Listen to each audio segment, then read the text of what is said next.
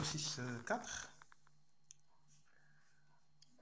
Dans le même sens, on demande d'écrire une fonction de prototype et valide qui prend en paramètre une adresse email sous forme d'une chaîne de caractères non vide et qui retourne un booléen en fonction de la validité de l'adresse email. Donc on va supposer qu'une adresse email est valide s'il contient un seul caractère arrobasque et un point après, ou plusieurs, et un caractère au moins après le dernier point. Donc on va prendre ces conditions. Donc, premièrement, on définit notre fonction invalide qui accepte comme paramètre, comme on a dit, une chaîne de caractères qui représente une adresse email non vide. Donc premier test, il faut voir qu'est-ce qu'il contient une seule fois le caractère arrobasque. Donc on va utiliser la méthode count. On rappelle que cette méthode, il permet de compter le nombre d'occurrences d'un caractère dans une chaîne de caractères. Donc si c'est 1, c'est bon, on passe au deuxième test. Le premier test est réussi, on passe au deuxième. Le deuxième, il dit que la dernière occurrence de arrobasque, il y a une seule. Donc on va utiliser la méthode airfield.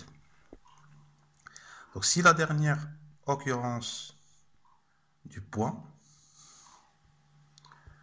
il se trouve à une position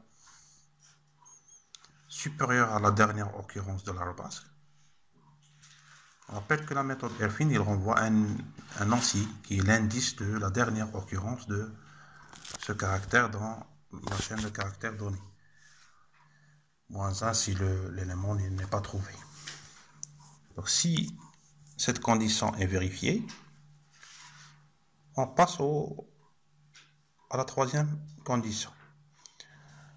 Troisième condition, c'est que la dernière occurrence du dernier point, il doit être suivi par un autre caractère, c'est-à-dire que l'indice de la dernière occurrence du point dans cette chaîne de caractères, il ne doit pas être égal au dernier indice de la chaîne de caractères.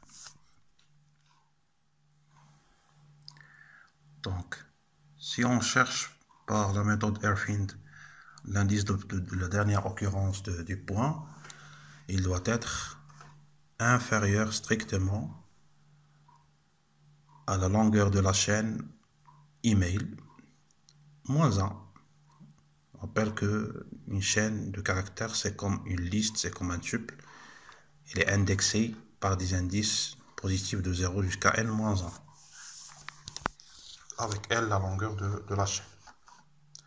Bien sûr, on suppose que cette chaîne ne contient pas des espaces au début et vers la fin. Sinon, on va corriger ça en mettant à jour la valeur de l'email en utilisant la méthode strip. Donc cette méthode, il permet de supprimer les espaces au début et à la fin d'un mot.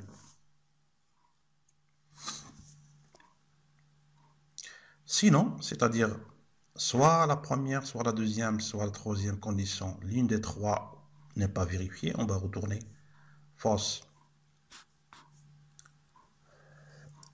Donc on va exécuter notre programme, notre fonction, et on va faire appel à la méthode invalide pour une adresse email valide, test@gmail.fr.